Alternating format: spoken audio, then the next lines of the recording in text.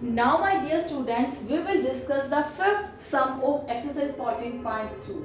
The statement of the fifth sum is the study was conducted to find out the concentration of sulfur dioxide in the air in parts per million. It means ppm, and the data obtained for 30 days is this.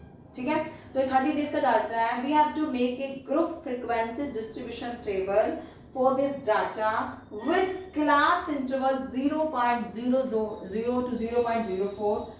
In this way 0.04 to 0.0. It means में 4.04 का difference लेना है और हमें अपना class interval start करना है. This is also continuous because वो 4 पे फिनिश है, तो अगला भी किस पे स्टार्ट हो गया 4 से. This is the group frequency distribution for continuous form. ये कॉन्टिन्यूस फॉर्म है.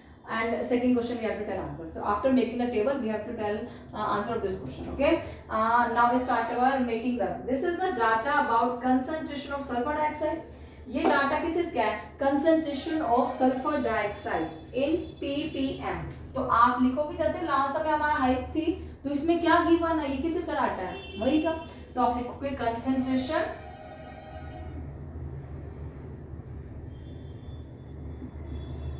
Of sulphur dioxide in parts per million. ठीक है ना. नेक्स्ट होता है हमारा tally marks. Tally marks you have to write it complete. Sulphur dioxide complete word लिखना है. ठीक है. नेक्स्ट क्या है फ्रीक्वेंसी. फ्रीक्वेंसी ओके, या number of days as you wish. साथ में आप लिख सकते हो नंबर ऑफ डेज और फ्रीक्वेंसी इज इनफ. ओके, हमारा स्टार्ट है 0.00 से 0.04. लास्ट हमारा सबसे लास्ट डिजिट क्या है, जो सबसे स्मॉलेस्ट है, दैट इज 0.01. ये है ना. तो इट मींस हम 0.00 से स्टार्ट कर सकते. इट इज गिवन कि 0.00 से स्टार्ट करना है, तो हमारा होगा 0.00 टू 0.04. नेक्स्ट है 0.04 टू 0.08. अब हमें चेक करना है कि हमारा हाईएस्ट नंबर क्या है, हमें कहां तक ये टेबल ले जानी है. तो हमारा हाईएस्ट नंबर है 0.22. दिस इज हमारा हाईएस्ट नंबर. तो हमें कहां जाना है, 0.44 का है तो 0.24 तक जाएंगे. ठीक है ना. आप लिखोगे 0.08 टू 0.12, 0.12 टू 0.16, 0.16 क्योंकि 4 का डिफरेंस लेना है, तो आप 4 के डिफरेंस तक चलते जाओ. 0.20, 0.20 टू 0.24. यहाँ फिनिश क्यों करनी है, क्योंकि लास्ट नंबर आपका हाईएस्ट है 0.22. तो इट मींस 22 तो इसके बीच में ही आ जाएगा. So no need of doing any other group. तो आपने यहाँ अपने टेबल फिनिश कर दिया. ठीक है ना. तो अब हम स्टार्ट करेंगे कि how many days, it means how many frequencies come in this group.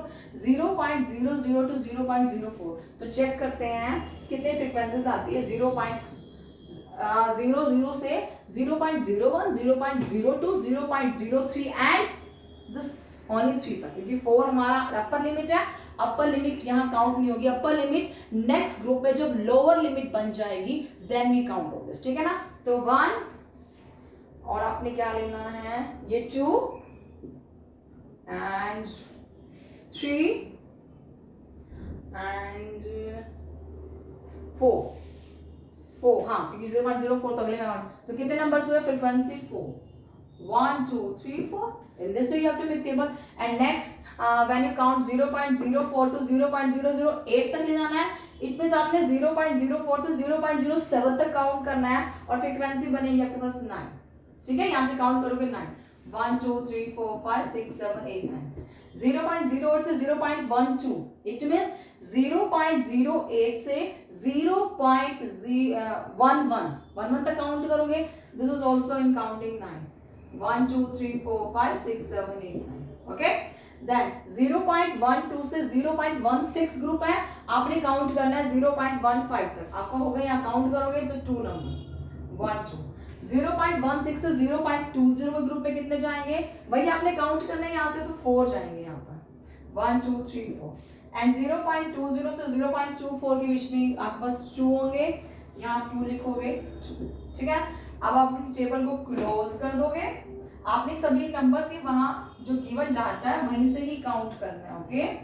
And आपने कॉलम वो बनाना है, that is your total column, कि आपने टोटलिंग कितनी की है. ठीक है. आपने यहाँ लिखना है टोटल. कितने हैं यहाँ पे स्टूडेंट्स? 30 डेज है ना, काउंट करोगे आप 30। इट मीन्स आपका करेक्शन ठीक है, आपने कोई भी डे को यहाँ पे स्किप नहीं किया। This is your sum. Okay, now for how many days was the concentration of sulphur dioxide more than 0.11? कितने दिन तक जो कंसंट्रेशन थी सल्फर डाइऑक्साइड की पर ppm पार्ट्स पर मिलियन में 0.11 से ज्यादा है, ठीक है ना। अब देखो यहाँ देखो 0.11 से ज्यादा कौन सा है? 1 2 मींस 0.11 तक। अब 1 2 यहाँ काउंट हुआ तो 1 से ज्यादा ये भी है, ये भी है, ये भी इंटरवल है, तो कितने डेज हुए? 2 + 4 + 2 8। तो लिखना there are total 8 days when concentration of sulfur dioxide more than 0.11. That's it. Now we will discuss the sixth sum of this exercise. The statement of the sixth sum is 3 coins were tossed 30 times. Each time the number of the heads occurring was noted down as follow. आपने 3 coins को toss किया 30 times. My dear students, 30 coins एक साथ toss करो या अलग अलग time से, रिजल्ट सेम आएगा। रिजल्ट ये है, ठीक है ना। रिजल्ट क्या है? 30 कॉइन्स को टॉस किया, first the number of heads, it means अब टाइम को टॉस करते हैं या तो हेड आता है या टेल आता है, ठीक है ना। अब 3 कॉइन्स को इकट्ठा टॉस किया है, साइमल्टेनियसली इकट्ठा टॉस किया है, तो क्या होगा? या तो तीनों में हेड आएगा, या 2 में हेड आएगा, या 1 में हेड आएगा, या कहीं भी हेड नहीं होगा। 0 means no head, it means all the 3 times a tail. 1 head means 3 coin में से 1 कॉइन में हेड है, 2 कॉइन में टेल आया। 2 head means 2 बार हेड है और 3rd times टेल आया, ठीक है ना। This is the result of 30 coins, the number of heads result. Okay, so we have to prepare a frequency distribution table. तो हमारा ये किस बारे में डाटा है? ये है नंबर ऑफ हेड्स के बारे में, तो आप लिखोगे number of heads, number of heads. My dear students, we have not made the group frequency distribution table ही बनाना, हमें अनग्रुप डाटा को रिप्रेजेंट करना है टेबल में। हमने ये बेसिक कंसेप्ट में किया था कि अनग्रुप डाटा को कैसे प्रेजेंट करते हैं, जस्ट फ्रीक्वेंसी डिस्ट्रीब्यूशन टेबल से। So this is here, okay, number of heads and then tally marks and then frequency, ठीक है ना। नंबर ऑफ हेड्स के कितने हैं? या तो 0 हेड है, या 1 हेड है, या 2 हेड है, या 3 हेड है। These are the number of heads ना, 3 हाईएस्ट है, 0 1 2 3। So when the number of head is 0, जब आपका नंबर ऑफ हेड 0 है तो कितने टाइम्स रिपीट हुआ है? 1 2 3 4 and 5, 5 टाइम्स रिपीट हुआ है। So you have to write here 5 1 2 3 4 5। And when the number of head is 1, कि 1 head कितनी बार रिपीट हुआ है? If you count from here, the number of head 1 2 3 4 5 6 7 8 9 10, 10 times repeat हुआ है। 1 2 3 4 5 6 7 8 9 10। So you have to write in this way ना, the 10 times. When the number of head is 2, it repeats 9 times. तो आप लिखोगे 2 check करते हैं, 1 2 3 4 5 6 7 8 9, 9 time repeat हुआ। 1 2 3 4 5 6 7 8 9। और जब 3 कितनी बार रिपीट है? 1 2 3 4 5, 5 टाइम्स। आप लिखोगे 5 1 2 3 4 5। We have 5 ध्यान से लिखना, 1 2 3 4 5। Okay, now this is enough, because हमें सिर्फ प्रिपेयर करनी है, कोई कंक्लूजन नहीं बताना। That's is your simple table and you have to close this table. आपने यहाँ क्लोज कर देंगे अपनी फ्रीक्वेंसी डिस्ट्रीब्यूशन टेबल को as a wish. If you want to write here total, then you can write total. Okay? आप लिखोगे total कितने हैं frequencies? 15। They are 30 times ना, तो यहाँ पे 30 होना चाहिए, but it is 29। तो चेक करो कि कहीं एक मिस्टेक हुई है। Yes, my dear students, 1 2 3 4 5 6। अब चेक करते हैं my dear students, अब मिस्टेक यहाँ होती है कि देखो 30 टाइम्स है, यहाँ क्या है 15 20 29। इट मींस एक नंबर आपने कहीं मिस किया है, तो आप चेक करो कि कौन सा नंबर मिस हुआ है। हमारा यहाँ 0 पर 6 से ना 1 2 3 4 5 6, अब हमने यहाँ 5 लिखा, तो यहाँ पे इट मींस 6 आएगा, ठीक है ना।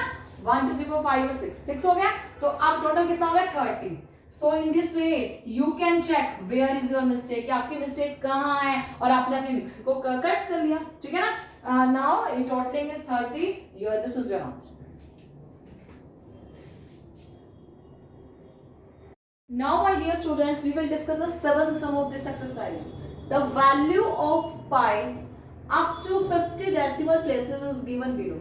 My dear students, you already know that pi is the irrational numbers, and after decimal, irrational means non-terminating and non-repeating form. ठीक है ना? This is non-terminating and non-repeating form. तो decimal के बाद 50 places पर just value given है, आगे नहीं है. ठीक है ना? So the value pi up to 50 decimal places is given below. Make a frequency distribution of the digits. हमें एक frequency distribution table बनानी है, digits की बनानी है from 0 to 9.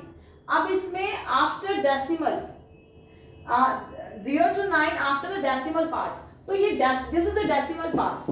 इस decimal part के बाद जो 50 places है वहां 0 to 9 की अपनी frequency distribution table बनानी है. And what are the most and the least frequency occurring digit? तो बताने की सबसे ज्यादा टाइम्स कौन सा रिपीट है, सबसे least मैंने सबसे कम टाइम तक कौन सा रिपीट है. तो this is the frequency distribution of the digits. तो digits की है तो हमारा फर्स्ट क्या होगा, digit. ठीक है. नेक्स्ट होगा tally marks एंड नेक्स्ट होगा फ्रीक्वेंसी. ओके. डिजिट्स अब 0 to 9 की बनानी है तो डिजिट 0 to 9 नहीं है, वहां रिपीट 0 1 2 3 4 5 6 7 8 and 9. ठीक है. तो अब my dear students, you have to check this that note that point कि आफ्टर डेसिमल के बाद बनाना है. When you count the digit 3, तो आप 3 को काउंट करोगे तो डेसिमल से पहले वाला ये नंबर काउंट मत करना. ठीक है ना. क्यों? क्योंकि हमें डेसिमल के बाद वाले डिजिट्स लेने हैं, पहले वाला नहीं. तो 3 तो पहले वाला है तो बाद वाले डिजिट्स में इस वाले 3 को काउंट मत करना. ठीक है ना. These are the total 50 numbers. Okay. 50 digits हैं.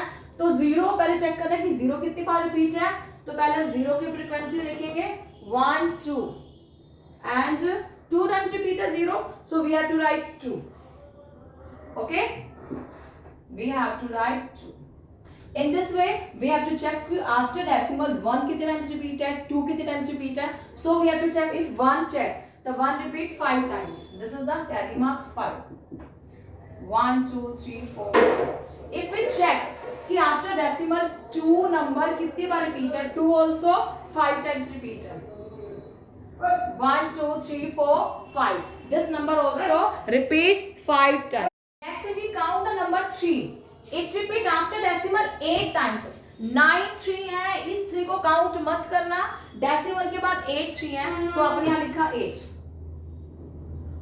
1 2 3 4 5 6 7 8. ठीक है ना. 3 नंबर 8 आपको यहाँ 9 बार दिखेगा, बट डेसिमल से पहले वाला काउंट मत करना because we have to count the numbers after decimal. तो आफ्टर डेसिमल देयर 8 3. देखो 1 2 3 4 5 6 7 and 8. 8 ही है ना, तो मैंने 8 लिखा. ठीक है ना. तो 3 digit repeat 8 times. The 4 digit repeat 4 times. तो आप यहाँ लिखोगे 4. 1 2 3 4. The 5 digit repeat also. 5 को चेक करते हैं. चलो 1 2 3 4 5. तो 5 रिपीट है 5 टाइम्स. 1 2 3 4 5. अब चेक करो 6 रिपीट कितने टाइम्स है, 4 टाइम्स. 1 2 3 4. अब 7 चेक करते हैं कितनी बार रिपीट है. 7 की रेपिटेशन 1 2 3 and 4. 7 भी 4 बार रिपीट है. 1 2 3 4. ठीक है. In this way you have to check the point 8. 8 है आपका 5 टाइम्स रिपीट. 1 2 3 4 5. एंड 9 है आपका 8 times repeat. 8 times. 1 2 3 4 5 6 7 8. Table close. अब इस टेबल को कर दो क्लोज. ओके. हमने इस टेबल को कर दिया क्लोज बिकॉज हमारे डिजिट हो गए फिनिश. तो अब लास्ट में करो टोटल. ओके. अब हम टोटल करेंगे एंड आफ्टर दिस आपकी टेबल रिमूव हो जाएगी. टोटल कितनी फ्रीक्वेंसीज हैं, 12 8 4 5 4 4 5 8. This is total are 50. These frequencies are 50 and the total 50 places are after decimal. 50 digits are here, so our answer is correct. कोई भी digit हमने नहीं मिस किया, इसमें से हमारा गलत नहीं है. ठीक है ना. This is the answer. This is the frequency distribution table of the digit 0 to 9 after decimal places.